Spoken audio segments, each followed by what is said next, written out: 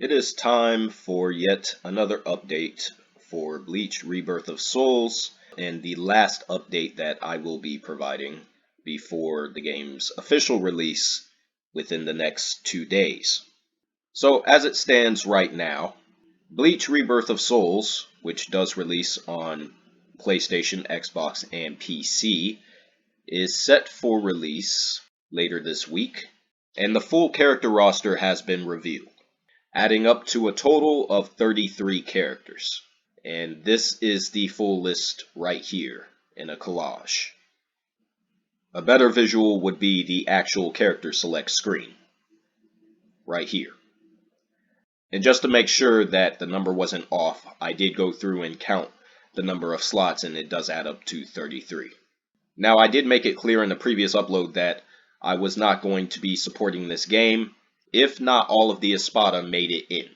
And so, to clarify, I am keeping my word. I will not be purchasing Bleach Rebirth of Souls at launch, but I will play the game eventually for a discount, probably at around 30% off, because this is a $60 game.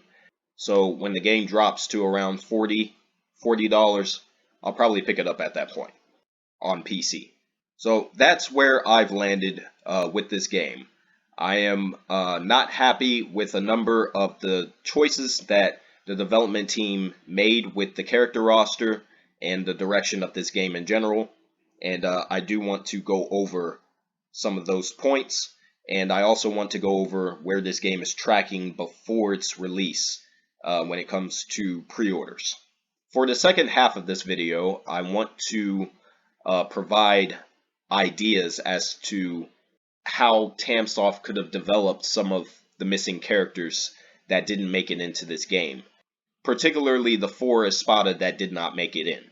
Those characters being Aranero, Zamari, Yami, and Baragon. Because I keep seeing comments online from idiots who continue to defend Tamsoft's incompetence for not throwing in characters that should be playable, but aren't, claiming that certain characters like Zamari or Yami wouldn't work in this game, which is bullshit. I can think of very distinct ways in which, all 4 of those characters could work. So I'm going to go over that as well later in the video. So let's start with the character roster again, or specifically the characters that did not make it in. Now, I made this list months ago. There's 87 characters in total that could have made it into this game. There's over 60 characters that should be on the roster, but we are getting about half of that number. Plus 4 DLC characters from an arc that the game doesn't even cover, which is asinine. But perhaps I'll speak more on that later. So I want to highlight the characters that did not make it into this game. Ukitake, perfect example. In the show, Ukitake assists Kyoraku in taking down Coyote Stark, but has not made it in as a playable character on the roster. So that's a notable exclusion. We have Omeda here, who assisted his captain, Soifon, in taking on Baragon. Baragon wasn't put into this game as a playable character. Now, some people are saying that, maybe characters like Zamari, Yami, Baragon, and, some of these other characters, maybe they'll appear in the story mode as, like, a playable boss. Maybe they'll appear in the story mode as a playable boss character. As far as I'm concerned, that is highly unacceptable, and is one of the main reasons why I will not be supporting this game at launch. Another notable exclusion, Momo, right here. Assisted Rangiku in the show to take on some, hollow that was formed by the I believe they're called the Tres Bestias, subordinate Arancars to Tyr, which I believe is these 3 characters right here. And I'm going to get to the Arancars in a minute. Well, Momo didn't make it in. Tetsuzaimon should be in the game. He didn't make it in. Yumichika, another character people have been asking for. I even ran into a person before Ikkaku was announced to be a part of the playable roster, I ran into somebody online who assumed that Yumachika was going to make it in.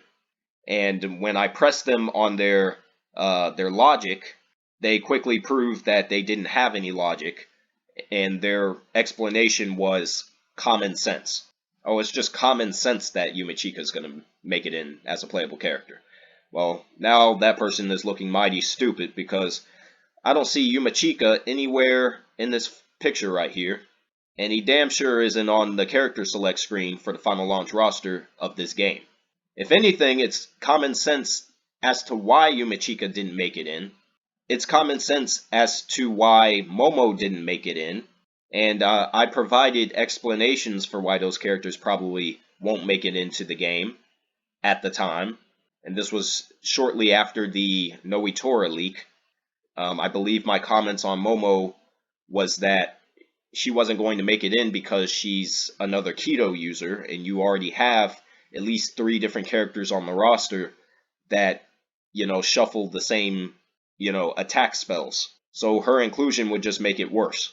Rangiku, Hisagi, and Rukia all have variations of the same attack spell, which I believe is Shaka Ho or something like that. I can't remember the specific name, but it's like a fireball attack. And that's basically what Momo does. So, I figured she wasn't going to make it in, and I was right.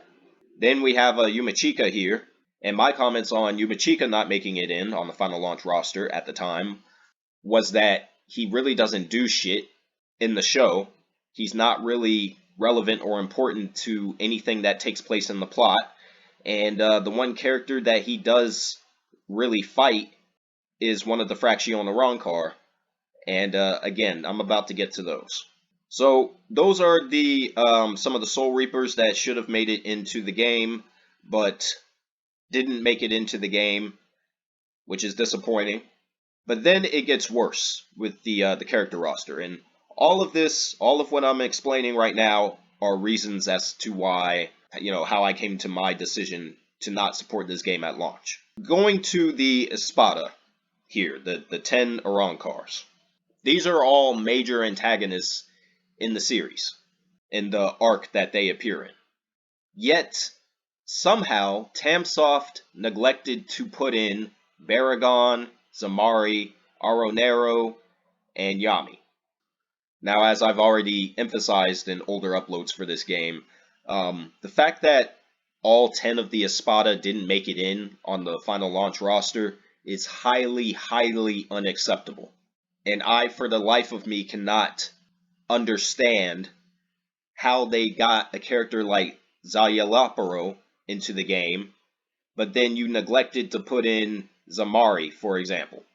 Even with some of the characters they did put in, right?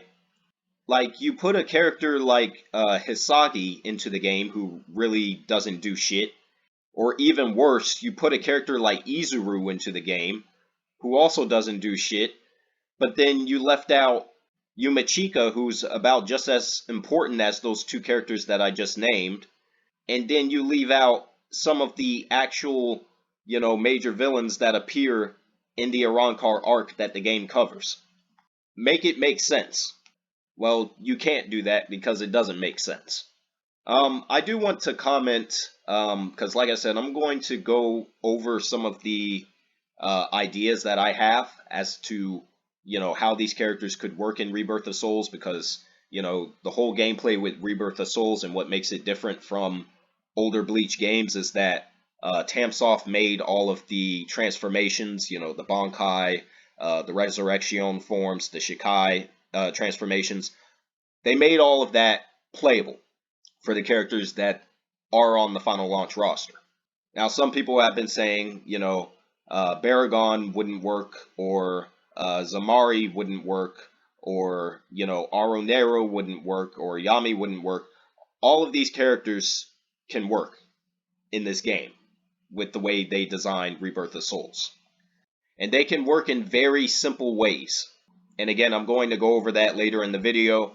But one character I do want to briefly speak on right now is Aronero. And the reason I want to talk about Aronero very briefly here before I move on, there was a special trailer, and this trailer was to confirm another playable character, which is Cayenne Shiba. Now, at the time, because of how vague the trailer actually came off, we didn't know if it was Aronero that Bandai Namco was announcing, or if it was Cayenne Shiba. It turned out to be Cayenne Shiba. Now, a lot of people were making assumptions that were kind of valid at the time, simply because we just didn't have enough information. There were people that were assuming that Aronero was going to make it in as a playable character on the final launch roster. Now, the reason people were making that assumption is because in this trailer right here, there appeared to be either Aronero himself as Cayenne Shiba, like in the show, or some kind of unique skin for Cayenne Shiba. And we didn't know which one it was at the time. Well, now we do have extended gameplay that's been released, and it's very clear from the character intro and the outro of this particular fight that's been captured, that somebody uploaded online, that all this is, it's not Aronero. All this is Cayenne Shiba, a skin of Cayenne Shiba wearing Aronero's clothing. It is highly, highly disrespectful to that character. It's just another slap in the face. And what's strange about this is that Cayenne Shiba is dead in the storyline in the fight between Aronero and Rukia. It would have made more sense to just put in a Cayenne Shiba skin and include Aronero into the game. But if they did that, they would have had to put in his Resurrection form for his awakening. But something tells me they didn't even try to make it work. And they figured this would be the best compromise.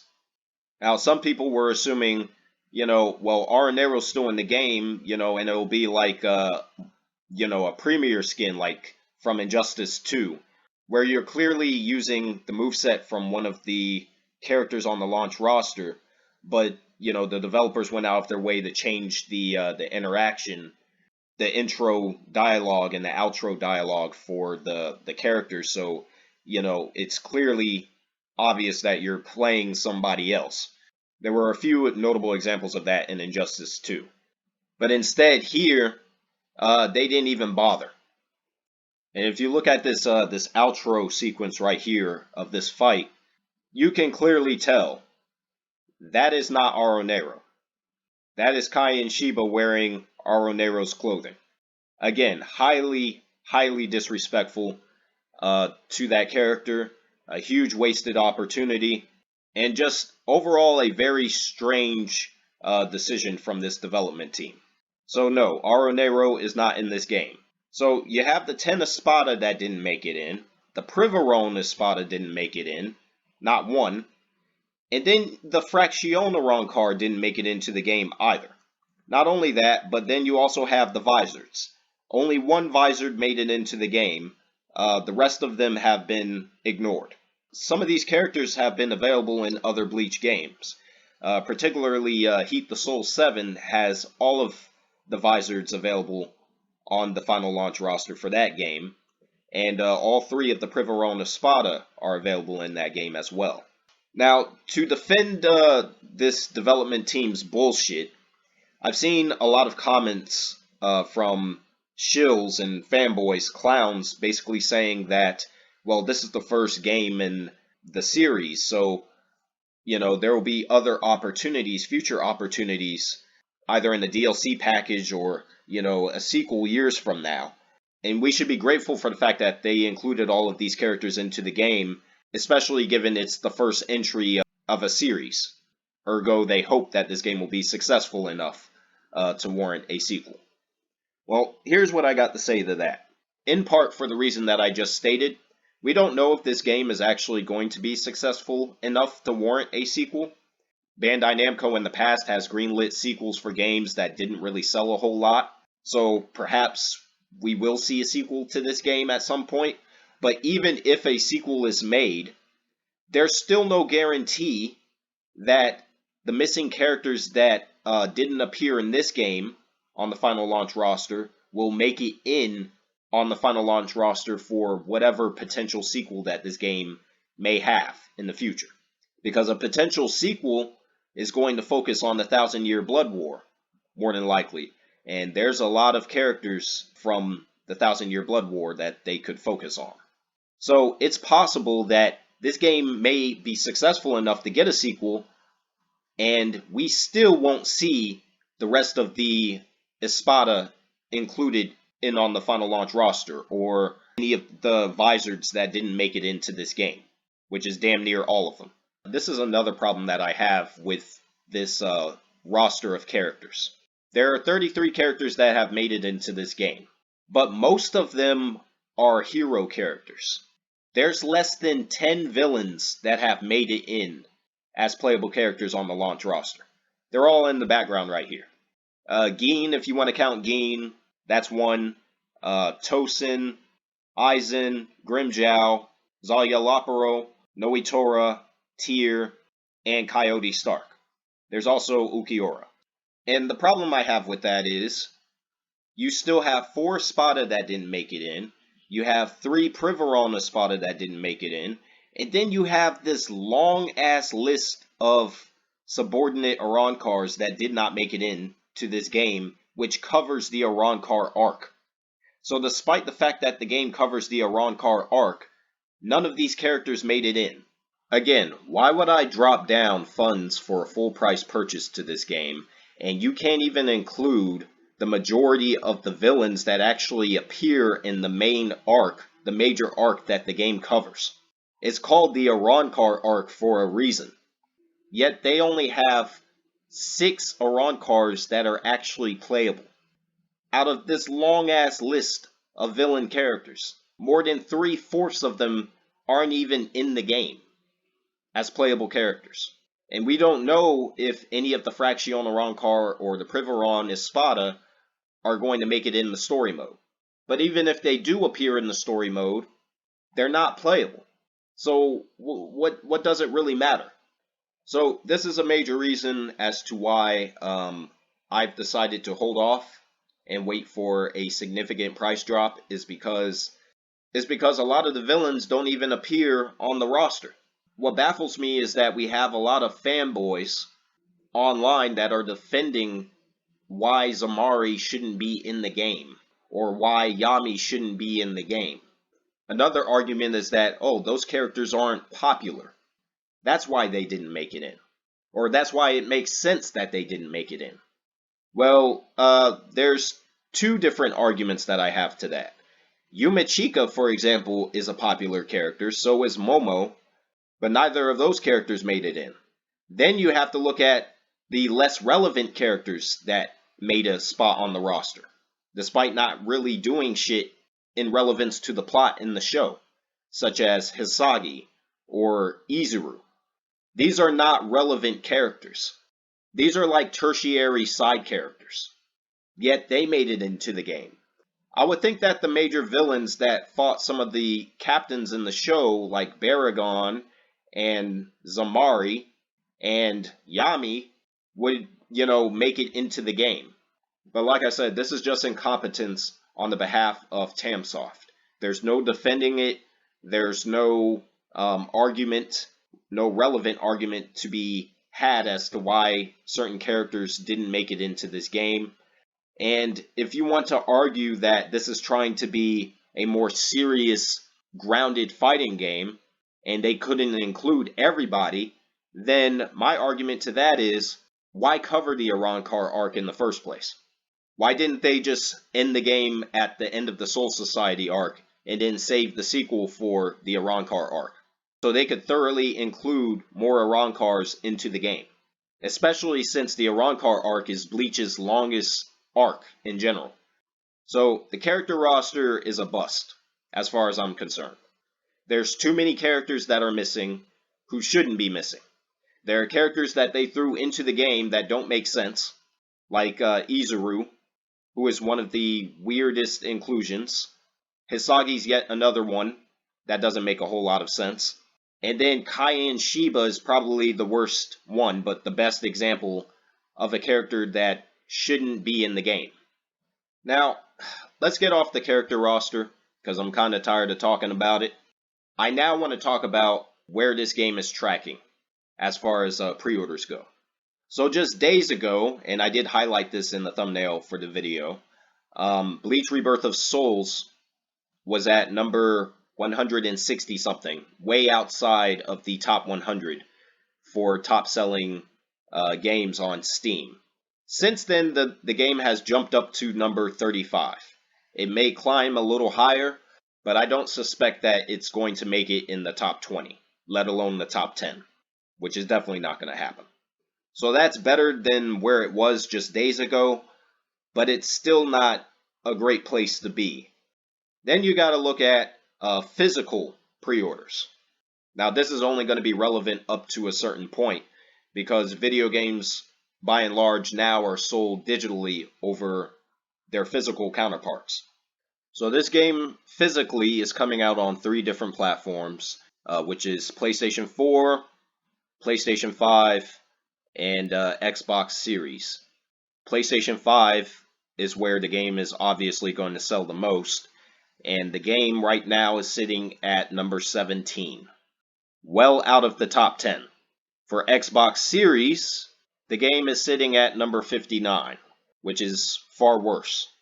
And for PlayStation 4, the game doesn't even appear in the top 100. Now, I'm not sure on PlayStation 4 if the game is receiving a physical copy. I'd imagine that it will. If there's news as to otherwise, I have not heard it. But regardless, it's not tracking very great on either platform. And then on the PlayStation Store for pre-orders, if you assume that this is going from left to right, then it appears that Bleach Rebirth of Souls is in a good position, because the Ultimate Edition is the 4th game that's listed.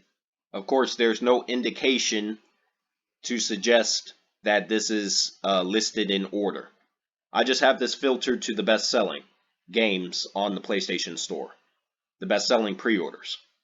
Now, I maintain the stance that I stood on months ago when I said that this game would sell probably around 1 million units at launch and 3 million lifetime overall.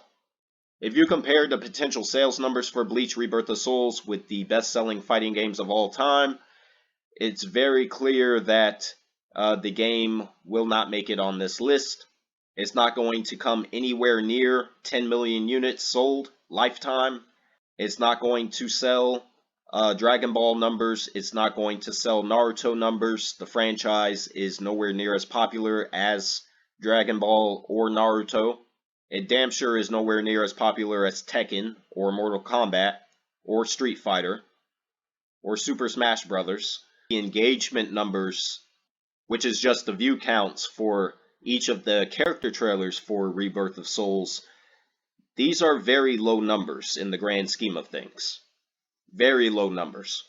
And it's clear that the same people that watch one trailer are just going to jump to the next release trailer and watch that one. You can't reasonably take every trailer and just add them all up.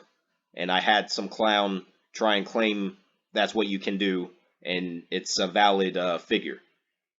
Hell, after they released the Coyote Stark trailer, this trailer was struggling to get 100,000 views, and then they released the gameplay trailer for the Anna character in Tekken 8, and within a matter of hours, within a handful of hours, this video had already earned 1 million views.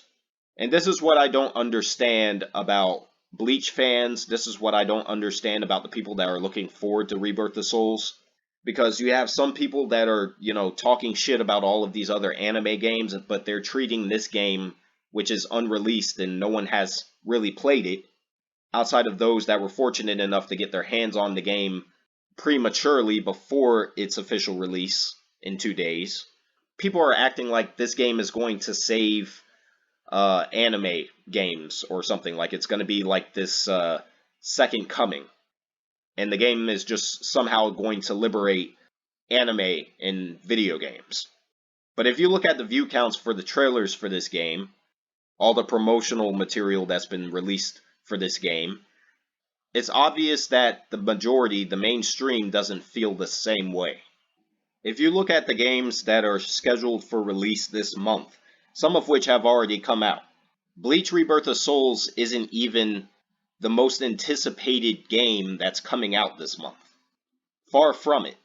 There's 2 other major games that are coming out this month that have way more mainstream appeal than Bleach, which in the grand scheme of things is a niche anime franchise, especially when it comes to video games. And those 2 games that I'm talking about that are higher profile than Bleach Rebirth of Souls is WWE 2K25 and Assassin's Creed Shadows. And if I saw correctly up on here, on the highest selling video games for the PlayStation 5, WWE 2K25 is number 5 on that list, and Assassin's Creed Shadows is number 1. On the Xbox list of best-selling games on Amazon, where Bleach Rebirth of Souls ranks at number 59, WWE 2K25 appears as number 6 on the number 6 spot, and Assassin's Creed Shadows appears on the number 3 spot. If you look at the top sellers list on Steam, and I see that the game has jumped up to number 21, which is good. Not great, but it's good. WWE 2K25 before its release was at the number 21 spot, and Assassin's Creed Shadows is number 1. So all of this is basically to point to the fact that this game is far from the most anticipated game coming out in March. The people that are buying this game are likely Bleach fans, such as myself, but they're not casual Bleach fans. They are hardcore Bleach fans that are going to purchase this game day one. But Bandai Namco is just hurting itself when it comes to promoting this game, because there have been people that have gotten their hands on the game that Bandai Namco issued what's essentially a cease and desist and have struck their videos down. Like there was one guy who claimed that he played 100 hours of Rebirth of Souls, which is bullshit. The game clearly doesn't have anywhere near 100 hours of content, especially before its official release, before everyone's gotten their hands on it. So there's really no one to fight online. So anyone who posts content claiming that they've played 100 hours of this game is full of shit. But regardless, you know, he tried to promote the game online. Bandai Namco struck his video down and basically killed the hope of any extra sales that the game could have had if they hadn't, you know, gotten involved. Then on their Japanese YouTube channel, Bandai Namco continues to try and promote the game by uploading these random gameplay videos. They're only uploading these videos on their Japanese channel, not their European channel or their North American channel. They've turned the comments off on all of these videos for whatever random reason. So I'm like, I don't understand the mentality here. Why are you trying to limit sales for your big game that's coming out for this particular fiscal quarter? It makes no sense. But the marketing has been shit the entire time. We still don't really even know what mission mode is. There was a short description of it in one of the older trailers for the game, but we still don't really know what it is, and that's the only other offline single-player mode outside of the story mode. Then I've heard accounts that the story mode is around 40 hours long. I've heard another account that it's around 20 hours long. It's like, why is the story mode that long in a fighting game? That makes no sense at all. And if the story mode is that long, and they wasted resources on that, because, you know, a story mode in a fighting game, no matter how good it is, you're really only going to play it once and never again, if you even play it at all. There are players that just skip the story mode for a fighting game, and they'll just jump straight to online. Those are those multiplayer only gamers. They could care less about the story. Especially if you're a Bleach fan and you already know what the story is. You know, some people just don't care about that, and they're just going to go straight to online.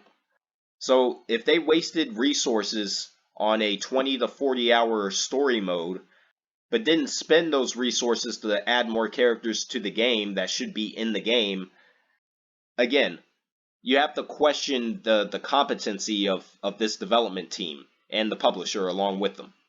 I was also seeing some comments online that I found interesting. This is one of them. This person writes, "No Orihime, Baragon, and Yami is lame." Then we have a clown here trying to defend Tamsoft and Bandai Namco's bullshit, saying, "Oh, well, they explained in the interview why they're not in the game." What interview are you referring to? Could you provide a link? Also, if such an interview exists, there's no relevant or valid reason as to why those characters should be missing, other than Orihime. And then he continues to say, "Oh, well, also Baragon and Yami are not popular characters. No one really cares about them." Well, Izuru is not a super popular character either, but he made it into the game. Kaien Shiba is definitely not a popular character, but he made it into the game as well. So this whole whether or not a character is popular being the end-all be-all for why they should be included in this game on the final launch roster is bullshit. It's bullshit. Now, if you continue to read these comments, I really have to question the intelligence level of some of these people. This is another one, another clown, saying that none of them fit easy with the game's combat mechanics.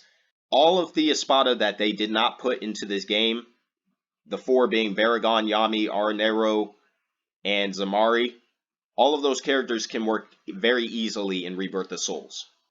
Orihime is the only character, the only Bleach character where it makes sense as to why she's missing. Because the game is trying to at least be faithful to the source material, and Orihime is not a fighter. She's a healer. She doesn't fight anybody in the show. So it makes no sense to put her into this game as a playable character. So, yeah, I don't agree with this person about Orihime not making it in. The rest of the characters that he does mention, Baragon and Yami, yeah, I do agree with him there. This is more of that same comment thread. This person continues saying that, it sounds like an excuse for incompetence, which is exactly what it is. Game development is their job. It's not supposed to be hard. It's only difficult when you lack proper leadership and creativity. Exactly. Again, I don't agree with him with Orihime. Orihime, they would have had to really stretch the source material in order to make her work. And I mean stretch it a great deal. So yes, Orihime definitely would have been complicated. The other characters, no. We have other people that aren't happy that the other Espada that didn't make it in are not in the game as playable characters. This person also mentions Yami and Baragon, but he also mentioned Zamari as well. And then he questioned why Hisagi and Rangiku made it into the game, as well as Zaya Laparo, but, we didn't get these three. And then this person tries to ease this commenter's concern, saying, there could be more characters coming after the Season 1 DLC. We don't know that. We don't know if this game's going to be successful enough for there to be any more DLC characters. And then we have the people that are fans of Bleach, but they just don't like the look or the style of Rebirth of Souls in general. I'm not one of those people. If I was, I damn sure wouldn't be making this video, or any other video that I've made on this game. That has to be factored in as well. So this game, as far as the sales and whatnot go, is going to be limited. It's mainly going to be limited to the North American audience, where it's going to sell the most units. It's mainly going to be limited to the PlayStation 5 platform. By and large, PC gamers are not going to give a shit about this game. This is far from being one of the most anticipated games coming out this year, or even this month. Assassin's Creed is a much bigger franchise than Bleach in the world of video games, and so is WWE.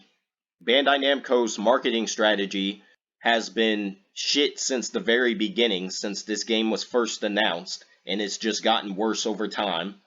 They're mainly promoting the game on their Japanese YouTube channel, but the vast majority of people that are going to buy the game are not going to pay attention to the Japanese YouTube channel.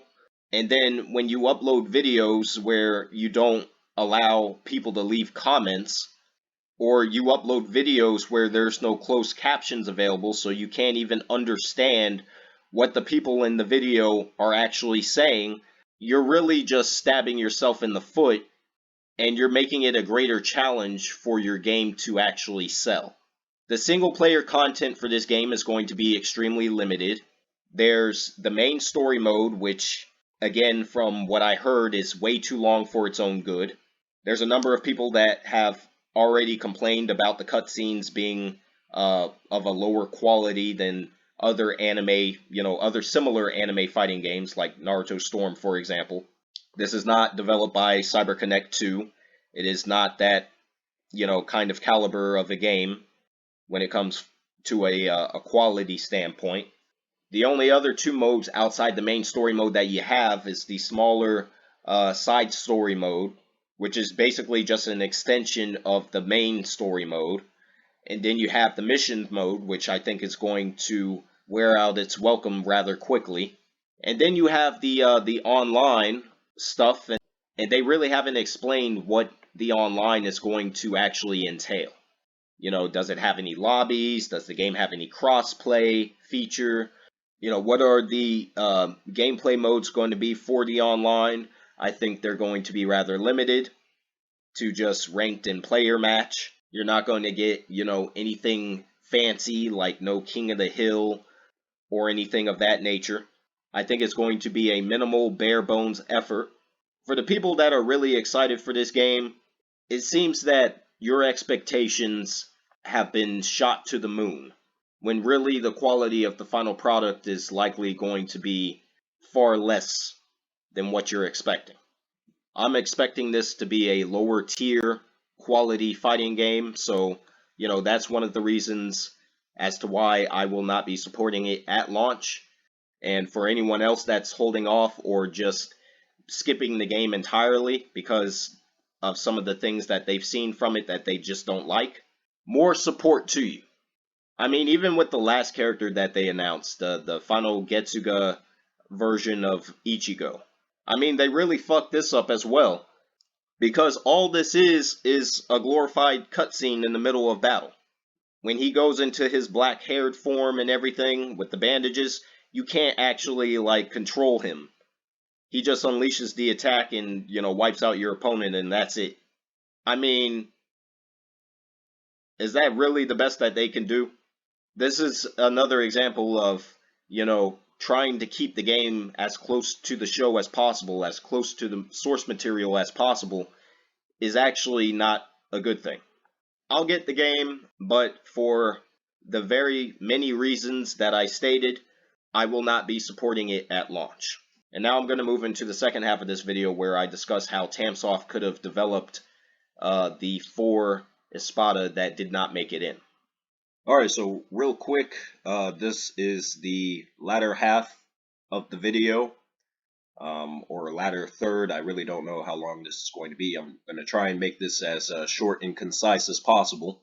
But I'm going to go over the distinct ideas that I have as to how Tamsoft could have designed these 4 characters that did not make it in Bleach Rebirth of Souls as playable characters. So starting with Aronero here, who is Espada number 9, fights Rukia in the show, and is killed off in rather quick fashion. Let's go to his powers and abilities section.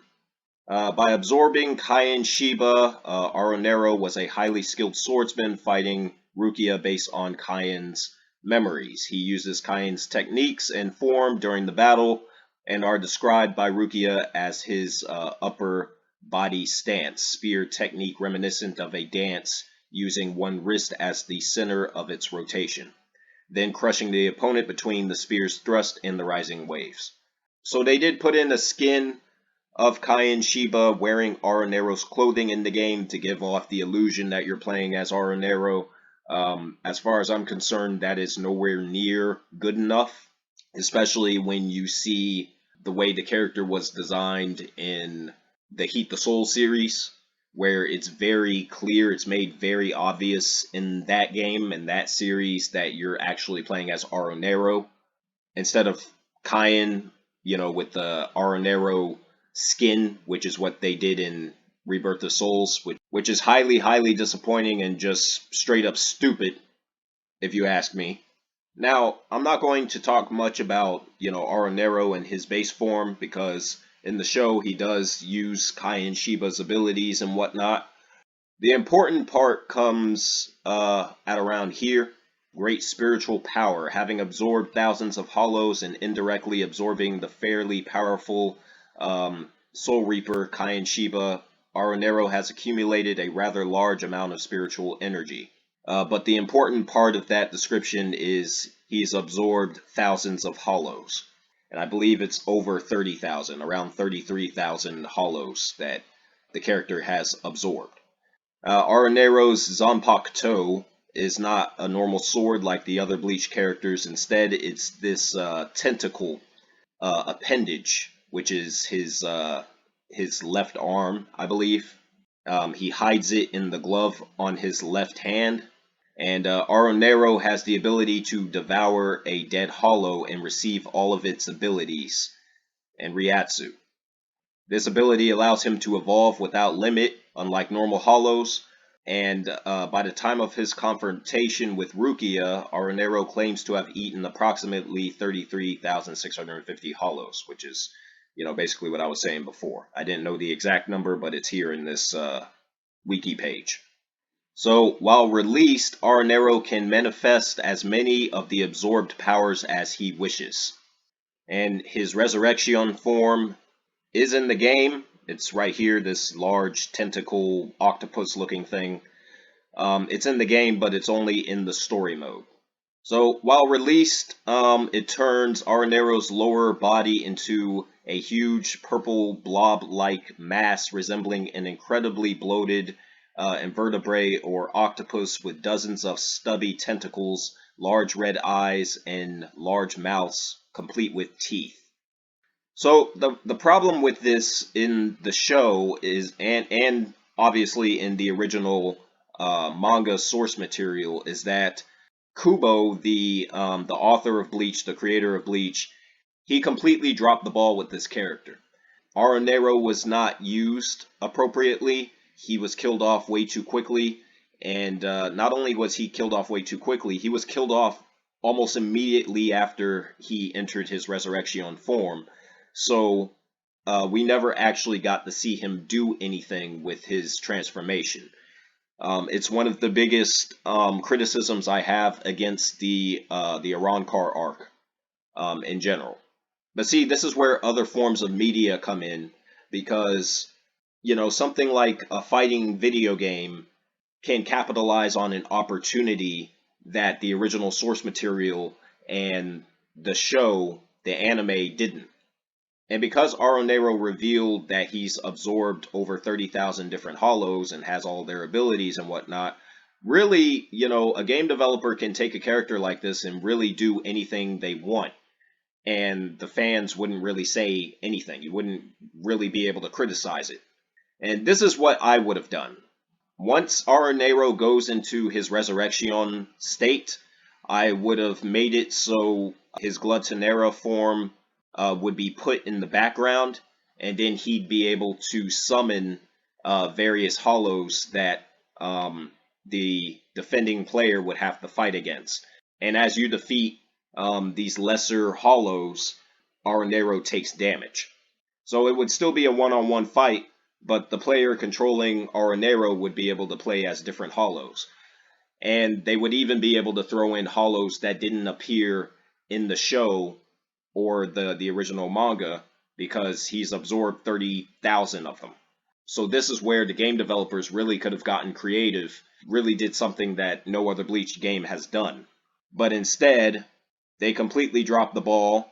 The only thing that's in the game, which I showed earlier in the video, that's actually playable is Cayenne Shiba with a cheap-ass Aronero skin.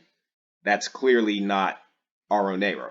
They completely dropped the ball in the worst way possible, and Aronero is not a playable character in the game. Huge disappointment. Moving on, we have Zamari. Let's go to his powers and abilities. So, in terms of strength, Zamari is Espada number 7. His spiritual power is above lower Arankar, and he's able to fight against captain level Soul Reapers. And in the show, he fights Byakuya, who's one of the captains, one of the Soul Reaper captains, and the older brother of Rukia. So he's a Sonido master. He's able to keep up with the speed of Byakuya. But prior to transformation, his notable ability is that he can create these clones. He can produce up to 5 clones at one time. And he uses this technique for diversion, substitution, and multi-directional attacks. So basically, they're not really clones. He's moving so fast that he creates what appears to be a clone. These speed clones generated by his intense Sonido are so realistic that they can bleed after getting attacked. So basically, you have like a Naruto Uzumaki type of character in Bleach, just on a lesser scale. In his unreleased state, his normal state, the game developers could have just designed some doppelganger attack animations, something that's very simple and easy to do. They could have given him an ability for his spiritual pressure techniques where he can, summon up to 3 or 4 clones, or, 3 other clones, because I guess you would have the one for his normal attack animations, and then he can summon 3 more that can be used for different purposes. But the tricky part with Zomari would be his Resurrection form, similar to Aronero, and basically this is what it looks like. The lower half of his body is like this pink ball with a bunch of eyeballs and whatnot. And this form is known as Brujeria, which is described to be a pink pumpkin-like or sea urchin-like structure surrounded by cyclop faces. So in this form, Zamari can use the eyes on his body to take control of one object per eye. When Zamari takes control of an object, a tattoo will appear on the said object, giving Zamari full control over that object. He can control his opponent's movements or inflict self-harm. He then also has a defense mechanism known as El Embryon. This is where the lower half of his body becomes a full sphere that covers Zomari's upper body. So I guess it's similar to the Dome ability that Gaara used in the Naruto series. So basically, in order to make this work in Rebirth of Souls, once Zamari goes into his Resurrection form, the player controlling him will be unable to move around. Basically, you'll be stationary, but there will be basically a field of vision that you can aim at your opponent. And I guess to represent this on screen, they could throw in like a little gauge on screen. And once that gauge fills up all the way, then you have full control over your opponent. What that'll do to your opponent is that the controls of your opponent, the defending player, will be reversed. So left is right, right is left, up is down, and down is up. All your attack buttons will be reversed, and it'll be completely random each time Zamari takes control of you. You then can inflict different attacks that will inflict self-harm to your opponent, who will have the chance to break out of this state. I guess the gauge will decrease over time, and once it fully depletes, then, as Zamari, you would have to regain control over your opponent. And that will make it fair to the defending player. If the defending player gets close enough, then as Zamari, you can activate El Embryon for a short period of time, and this will basically make him invulnerable. Again, briefly, when he exits El Embryon, your opponent will be pushed away, and they'll have to basically reach Zamari again in order to continue the battle. It would be tricky, but that would be the best way in order to, develop something like this in a one-on-one fighting game, like Rebirth of Souls. Far from impossible. I just explained a very simple way in which it can be done. Next, we have Baragon, who a lot of people are baffled as to why he didn't make it in. So let's go to his powers and abilities. So Baragon is Espada number 2. He represents time or age. He can project a field around him that slows time, thereby reducing the speed of any target that comes near him, and makes attempts to attack practically useless. This gives him sufficient time to counterattack in real time while his opponent is extremely slowed. During his fight with Soifon and Omeda, he used this ability so they were incapable of landing a hit on him. He also has the ability of age acceleration, which allows him to accelerate the age of whatever he touches, causing the appropriate damage when it comes to aging. Continuing onward, Baragon is an axeman. His Zanpakuto is literally a giant axe. He's also proficient in Sonido and was able to match Soifon, who is a Soul Reaper known for her great speed.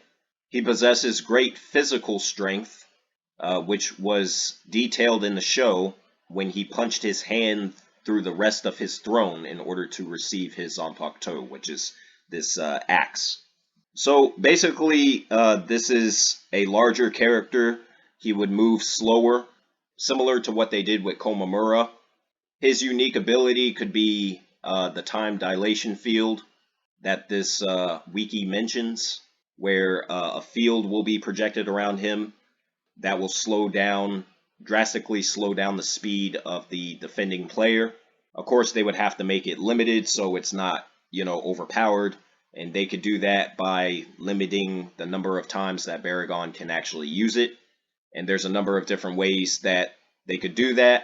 Again, they could just have a gauge on screen, and when the gauge fills completely, then for a very brief period of time, Baragon can use the time dilation field, and that will make it very difficult for the majority of the character roster to actually fight against him.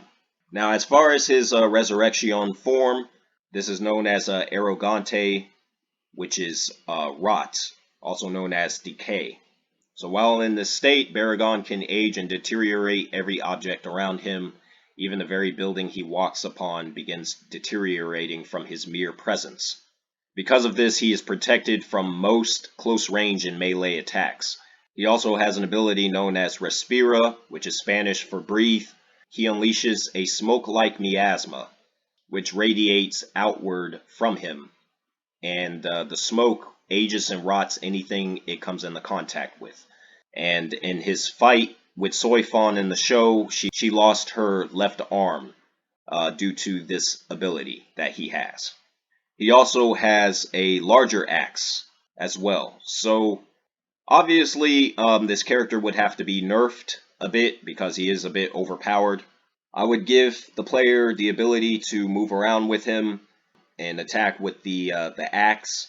So the first thing I would do is I would give Baragon a timer, basically, similar to like a Final Fantasy boss character. So once he enters this state, basically a timer of some sort would start. So similar in the Final Fantasy series, how certain characters are able to inflict the death spell upon you and your party. Basically, it would be that. I would give Baragon the ability to move around with his axe right here and attack his opponent. Every time he lands a strike, the timer, decreases.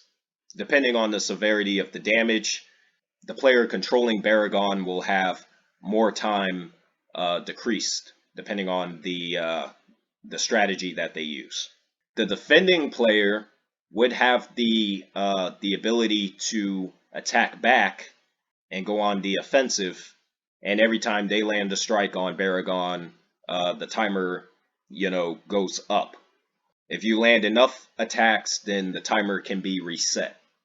If the player controlling Baragon manages to get the timer down to 0, then basically he unleashes Respira as his Kaikon move, and it's an automatic KO. for his opponent. So that would be the best way, I would think, to develop a character like Baragon. Again, not impossible. You would have to nerf him a little bit and bend the source material a tad in order to make him work, but he's very much a character that is capable of being viable in a game, in a fighting game like Rebirth of Souls. Very, very simple to make work. And then finally we have Yami here. I'm going to go to his powers and abilities. So Yami is Espada number 10, who is later revealed to be Espada number 0, and it's revealed that he's actually the strongest of all the 10 Espada, and he represents Rage. In his sealed form, Yami has a few different abilities. He has something called Gonzui, which is showcased here in the show. He can suck the souls from the living. He's also an expert hand-to-hand combatant.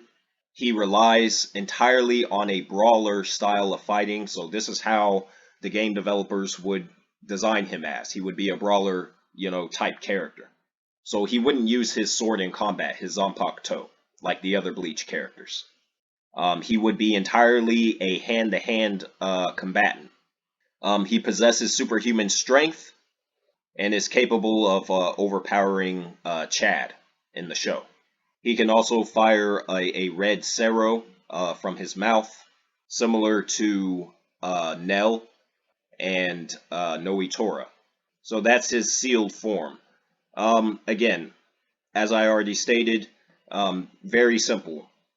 You're designing a brawler style character that uses hand-to-hand combat abilities. One of his spiritual pressure moves would be his Cero, and then he can also fire red Bala Blast from his fists, which, while weaker than Cero Blast, are much faster in terms of speed. And he can use these in quick succession, so that would be his second ability. Very simple stuff. So his Resurrection form, which is known as Era, he transforms into this Colossus-style character. Basically a Japanese kaiju. That's how big he is. In this state, he has an enhanced Cero, which is showcased right here. He also has an enhanced Bala. He has an enhanced Hierro, enhanced strength, enhanced endurance, enhanced spiritual power, and he's basically just a beast. So in this form, I would give him basically two different, or actually three different abilities. The first would be his enhanced Cero. The second would be enhanced versions of his Bala ability. And then to represent Hierro, I would give him an ability where the player can activate armor. The defending player would have to land enough strikes in order to deplete the armor. That's how Gaara was developed in Naruto Rise of a Ninja, which was an Xbox 360 game from a long time ago, developed by Ubisoft. So those would be the three different abilities I would give him. The challenge would be, how do you put a character that's this massive on screen? And it's very, very simple. The answer is very simple.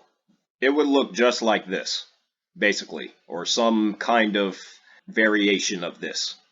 And this is Naruto Storm 1, which came out all the way back in 2008.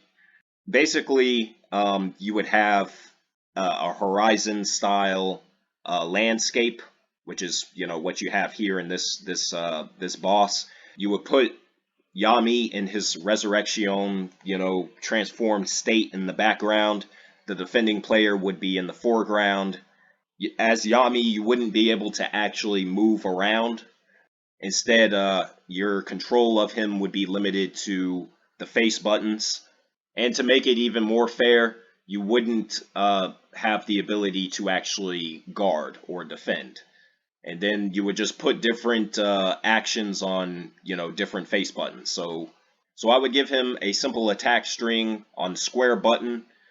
I would give him a gauge that fills up over time slowly. And once that gauge fills completely, then he can use his enhanced Cero ability, you know, put that on the triangle button or something like that. Give him like a tail spin move that's slower than his standard attack string. Put that on the circle button, and then give him some kind of grapple ability on the X button, and then implement the other two abilities that I mentioned before. You know, things like this have been done in other video games. Devil May Cry 4 had a boss similar to this, and it was presented very similar to that game, and that was also a 7th generation game. It's not like this hasn't been done before. Very simple way, very easy and simple way to develop a character like this for a fighting game. So for those who are saying, you know, Yami couldn't be done, they couldn't figure out how to do Yami, they couldn't figure out how to do Baragon, they couldn't figure out how to do Zamari or Aranero, I just thoroughly explained very simple ways to make these characters work in Rebirth of Souls, and how their resurrection forms could be playable. All it takes is some creativity and some thought, and it's not like I took a month to figure that stuff out. Yeah, it's not difficult at all. It's just incompetence that these characters didn't make it into the game. But if Tamsoft ever decided that, you know, yeah, we want to put these characters in, well, they have this video as a reference. And I'm sure other people have come up with other ideas as to how to make these characters work. There is no excuse as to why these characters should not be playable in Rebirth of Souls. And their exclusion is one of the main reasons as to why I will not be supporting the game at launch. So there you have it. There's the video. Bleach Rebirth of Souls comes out in 2 days. I will be paying attention to the reviews for the game. And I suspect that the price of the game is going to drop rather quickly over the next month or two. So I'll just have to see how that goes. But once the game drops to $40, I will purchase it at that point, and I probably will cover the game on the channel at that point.